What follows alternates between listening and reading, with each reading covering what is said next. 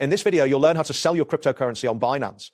By following these steps, you will successfully navigate the trading platform and complete your sale efficiently.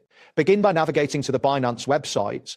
Once there, locate the login button, typically found at the top right corner of the homepage. Click it to enter your account credentials. If prompted, complete any two-factor authentication steps to access your. After logging in, look for the trade section in the main menu. This is where you will manage your trading activities. Once you are in the trade section, you will need to select the specific trading pair for the cryptocurrency you intend to sell. For instance, if you want to sell Bitcoin for USDT, select the BTC/USDT pair. Take a moment to review the current market price displayed prominently on the screen. It is crucial to ensure that you have sufficient balance in your account for the amount you plan to sell. Additionally, familiarize yourself with different order types, such as market and limit orders, as this knowledge will aid in making informed decisions during the selling process. Next, proceed by selecting the sell option within the trading interface.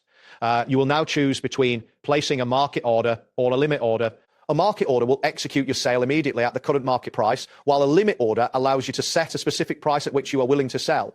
After making your selection, enter the amount of cryptocurrency you wish to sell in the designated field. Before finalizing, double-check the order details to ensure everything is correct. When ready, click the confirm button to securely place your order. After placing your sell order, it is important to confirm its completion. Navigate to the order history section to check for execution confirmation. This area will show you the status of your order.